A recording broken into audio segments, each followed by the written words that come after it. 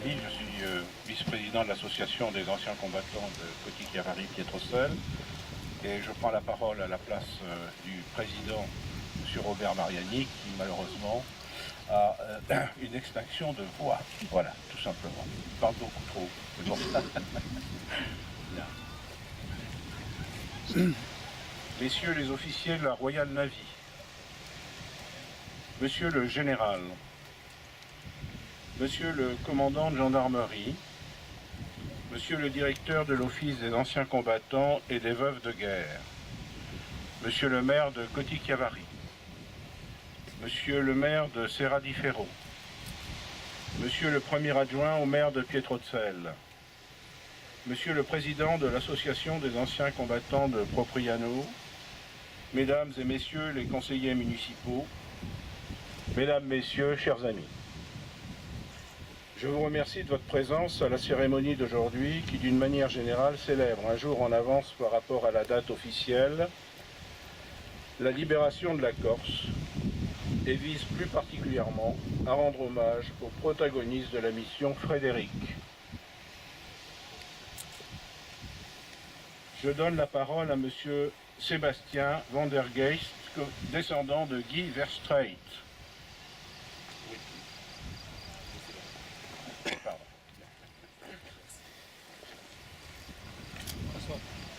Mesdames, Messieurs, le 11 février 1943, à 2 heures du matin, le sous-marin britannique HMS Saracen a permis à 3 hommes, recrutés pour une dangereuse mission d'espionnage militaire, de débarquer ici, dans la baie de Kupabia, au lieu dit Cala di Giglio. Ces 3 agents secrets étaient 2 Corses, Antoine Colonna d'Istria et Charles Simon Andrei, respectivement âgés de 37 et 39 ans, ainsi qu'un Belge, mon grand-oncle Guy Verstraete, âgé de 25 ans seulement. Leur mission, dénommée Mission Frédéric, était destinée à recueillir un maximum d'informations sur les forces d'occupation italiennes pour le compte des Alliés à Alger. Dès avant leur débarquement par le sous-marin, les 3 hommes durent surmonter un sentiment de peur, car un projecteur s'alluma sur la montagne, à 500 mètres au-dessus de Cala di Giglio, et se mit à balayer la baie.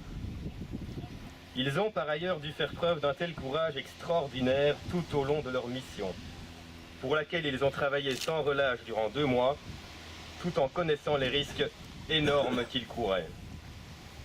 Et malheureusement, Charles Simon Andrei et Guy Verstraete furent capturés, pas très loin d'ici, à Serra di Ferro, et durent en payer le prix devant un peloton d'exécution italien à Bastia, le 6 juillet 1943.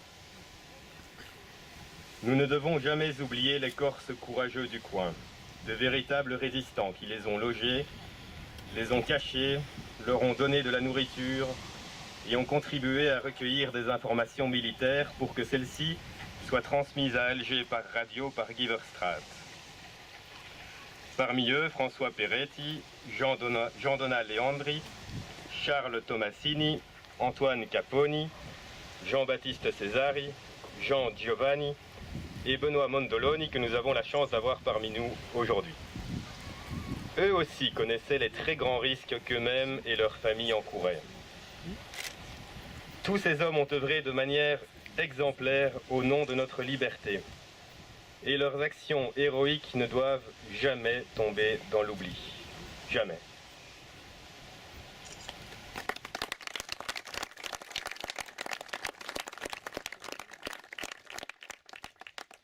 Merci à vous. La parole est à Monsieur Terence Hutchinson.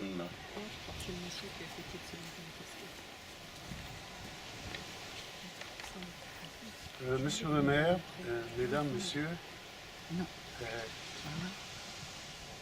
nous sommes également réunis ici aujourd'hui pour rendre hommage au sous-marin HMS Saracen, au capitaine Lambi et son équipage qui, depuis Alger, ont conduit les agents secrets ici sur les plages de Corse. Le petit-fils du capitaine Lambi et l'arrière-petit-fils d'un membre de l'équipage vont déposer un gerbe au monument ce matin. Le HMS Saracen, dont la zone de patrouille se situait autour de la côte orientale de la Corse, affiche un bon tableau de chasse, ayant coulé nombreux navires ennemis et représentait un réel danger pour les occupants italiens. Malheureusement, le 14 août 1943, à 2 h du matin, il fut attaqué et endommagé par 2 corvettes italiennes. Le capitaine Lambi décida alors de saborder près de Bastia, après avoir mis tout son équipage en sécurité. 2 marins, toutefois, n'ont jamais retrouvé. Le HMS Saracen, avec ses moteurs toujours en marche, continua à naviguer sous l'eau pendant 25 000 marins. Il y a 3 ans, son épave était retrouvée à 422 mètres de profondeur, près de l'île italienne de Capraia, par l'ingénieur Guido Gay, grâce au remarquable robot sous-marin dont il est le créateur. Nous ne devons jamais oublier que l'équipage du sous-marin vivait dans des conditions très difficiles, sans soleil, sans la brise bienfaisante que nous rafraîchit aujourd'hui, et beaucoup d'entre eux n'ont jamais revu la lumière du jour. Nous ne devons jamais oublier le HMS Saracen et son équipage aux exploits héroïques. Que Dieu bénisse leur mémoire.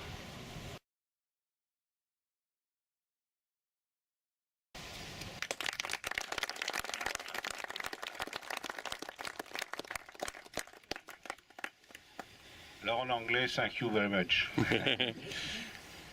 La parole est à monsieur le maire de Coty-Camargue.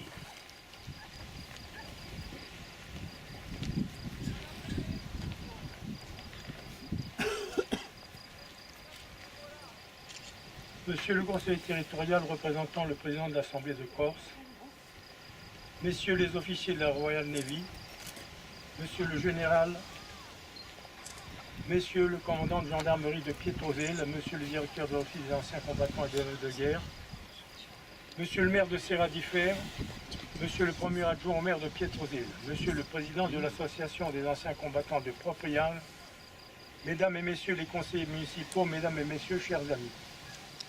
Quand on arrive sur cette plage de Coupable, on est saisi par la majesté de l'endroit, ainsi que par son caractère paisible. On a du mal à imaginer, surtout en cette période estivale, que cette plage fut le théâtre d'opérations de guerre. Pourtant, c'est bien sur cette plage que le 11 février 1943, le sous-marin Saracen, commandé par le capitaine Lambi, débarqua 3 agents de renseignement dans le cadre de la mission Frédéric. Un opérateur radio des services britanniques, le belge Guy Verstraet, âgé de 25 ans, nom de code Vlaminck, nom d'emprunt Guy Charles Vernuge, excusez-moi,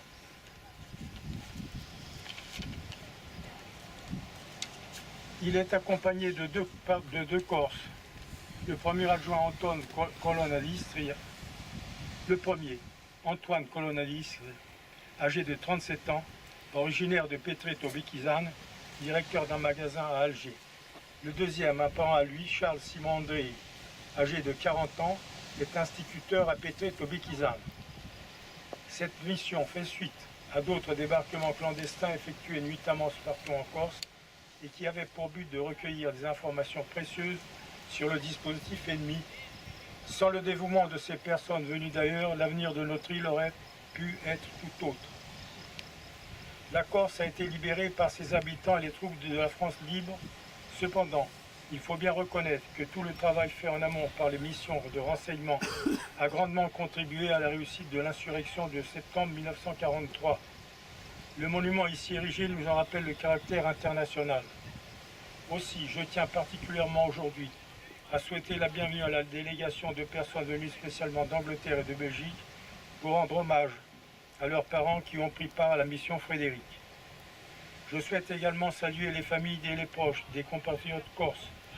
J'ai cité Charles Simon André et Antoine Colonalistri qui, avec Guy Verstraet, débarquèrent la nuit du 10 au 11 février 1943. Et j'ajoute les noms de Jean Donat, Léandre et Charles Tomasini, membres actifs de cette mission, tous deux déportés en Italie et morts sous les bombardements de leur prison en septembre 1944.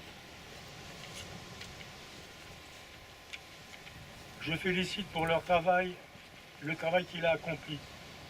Monsieur Terry Hopkinson, qui a eu le mérite, à travers son ouvrage Frédéric, Mission oubliée, de replacer ses héros dans l'histoire. Je remercie enfin toutes les autorités ici présentes. Notre présence de ce jour est une preuve de respect et de reconnaissance à l'égard de ceux qui ont sacrifié leur vie afin de nous permettre de vivre dans un monde libre. Ne l'oublions jamais.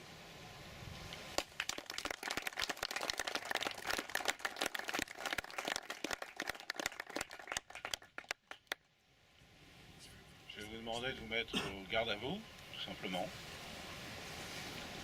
Au drapeau.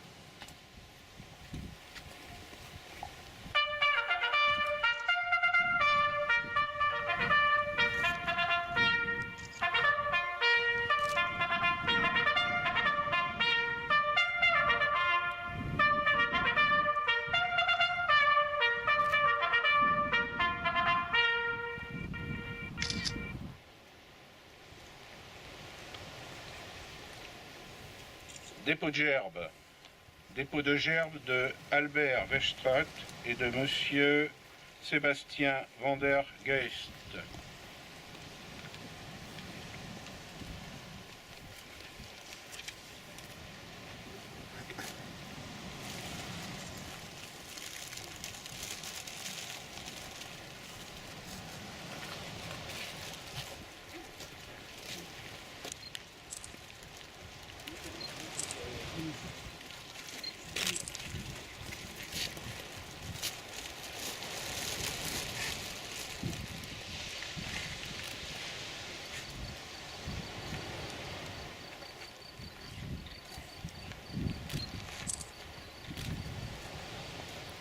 Dépôt de gerbe de Dépôt de gerbe de Madame Mélissa Minister et de Monsieur Henri Limbé.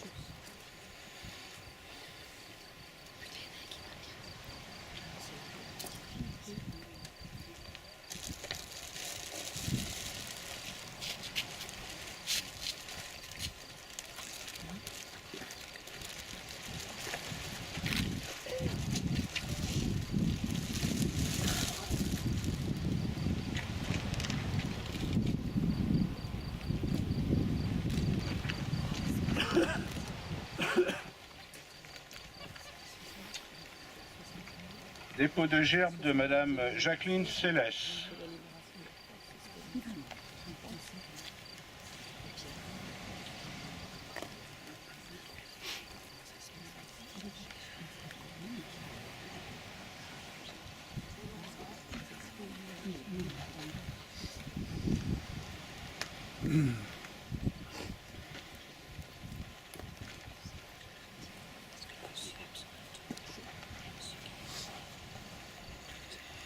Dépôt de gerbe de l'association des anciens combattants de Coty-Pietrocelle.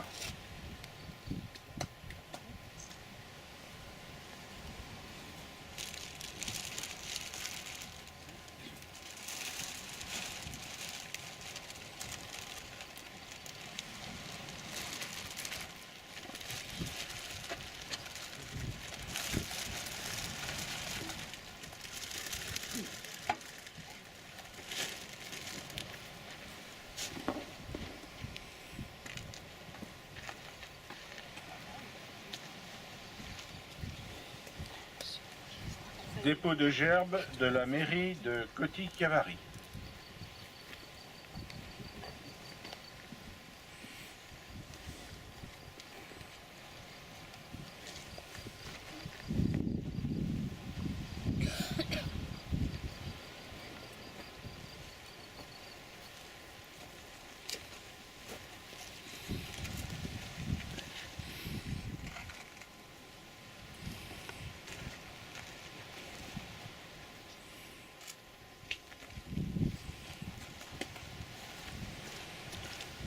Dépôt de gerbe de la mairie de Pietrocella.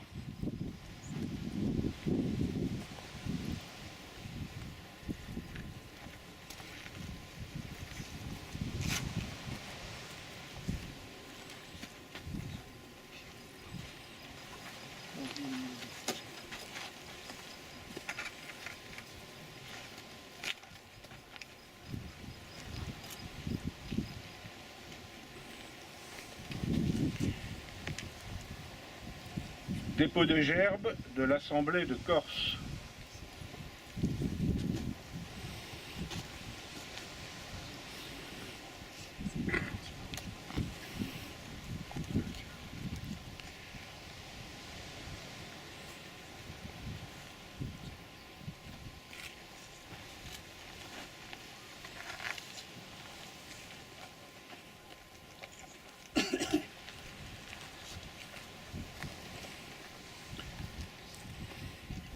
Aux morts.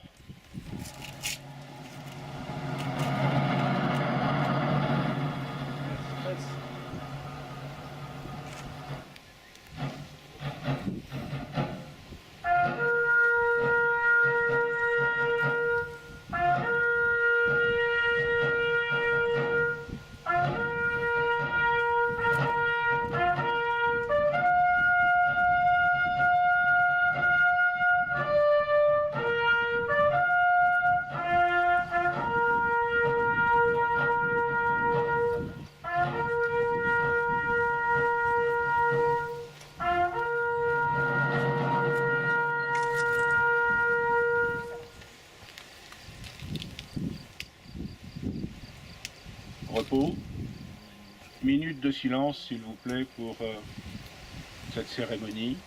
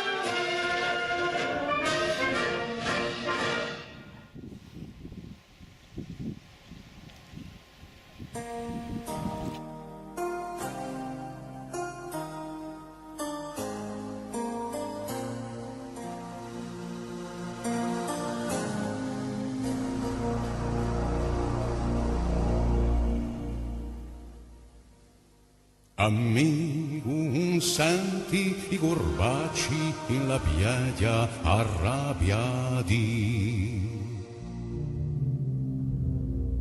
Amigo, senti la gna, i paesi incatenati. Ai o patrioti di campagna o di città, chi gliel'ora. Stasera un dubita che un nemico l'ave muta lampa fora.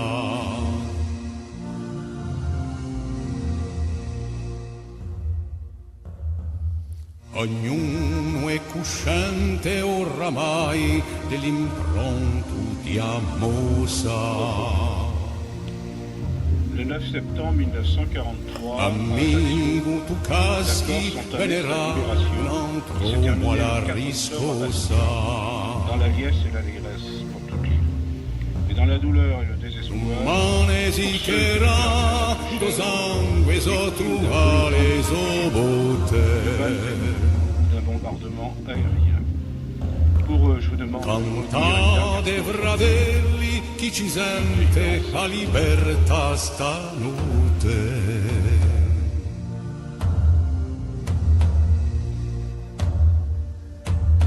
Se nous qui sillons les barreaux des prisons pour nos Merci pour cette frères. cérémonie. Je vous remercie tous présents. La haine à nos trousses et la faim qui nous pousse la misère. Il y a des pays où les gens au creux des lits font des rêves. Ici, nous vois-tu, nous on marche, nous on tue, nous on crève.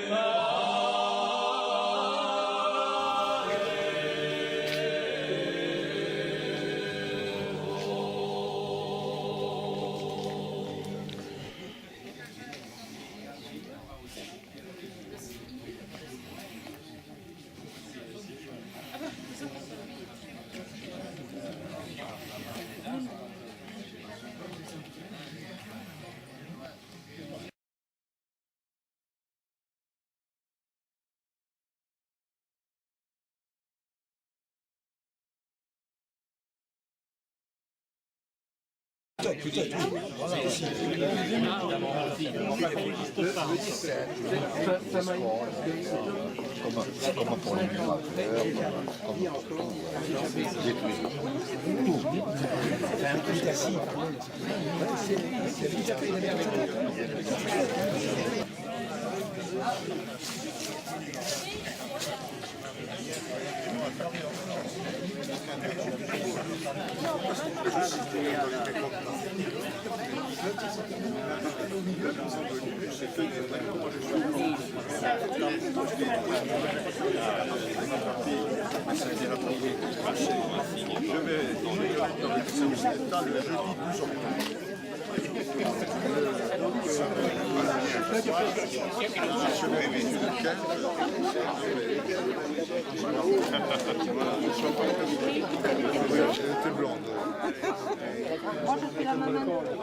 Le 75e anniversaire de la libération de la Corse, avec les sacrifices de ceux qui ont permis cette libération.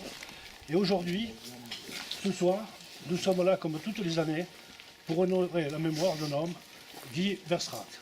Monsieur le maire. Je vous remercie. Je remercie d'abord les anciens combattants qui, bien qu'ils ne soient plus organisés en section, sont encore là. Les deux porte-drapeaux et notre ami Guy Gigli, et puis les villageois qui sont là tous les ans.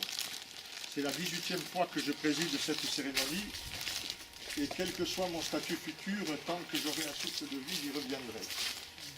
Et j'en profite aussi pour dire un grand merci à la famille de Guy Verstraete et à M. Hutchinson qui a écrit ce livre qui a permis justement, d'ailleurs le livre s'appelle La mission Frédéric, mission oubliée, qui a permis qu'elle ne tombe pas dans l'oubli. Vous connaissez l'histoire par cœur, mais je disais tout à l'heure en plaisantant, je ne peux pas oublier sa date de naissance parce que je suis né moi aussi un 7 février, lui en 1918, et que c'est un 7 février qu'il est parti en 1943 en s'embarquant sur le sous-marin Sarrazin qui a été retrouvé grâce aux travaux de M. Hutchinson. Vous voyez, donc 7 février 1918, sa date de naissance, 7 février 1943, il appareille pour venir en Corse, où il va sans doute entre le 11 et le 12 février aller dans la baie de Coupable. Et puis ensuite, il va venir ici, après avoir beaucoup travaillé et avoir fait beaucoup de renseignements qui seront transmis à Alger et au service secret britannique pour localiser les Allemands et les Italiens qui occupent à l'époque la Corse. Hélas, c'est dans ce lieu terrible, magnifique mais terrible pour lui, qu'il va finir sa vie. Pas finir sa vie, mais être appréhendé, finir en tout cas sa vie d'homme libre. Et pendant toute l'instruction et le procès, il ne dévoilera rien. Il ne dira rien malgré la torture. Il ne dévoilera même pas sa véritable identité, même pas son nom de code. Il va mourir fusillé en criant « Vive la France !» et en disant qu'il s'appelait Guy Verny. Même au peloton d'exécution, il ne dévoilera pas sa véritable identité. Et cet homme avait 25 ans, dans la fleur de l'âge. C'est donc un héros que nous commémorons aujourd'hui, et je suis heureux de le faire en présence d'un très grand nombre de sa famille et de M. Hutchinson, à qui nous devons beaucoup pour le devoir de mémoire. Je vous demande maintenant d'observer une minute de silence en sa mémoire.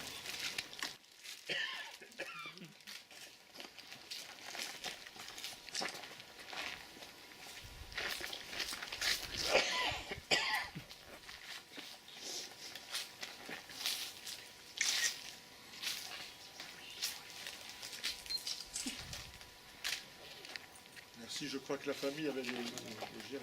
Allez-y, allez-y. Les germes campagne.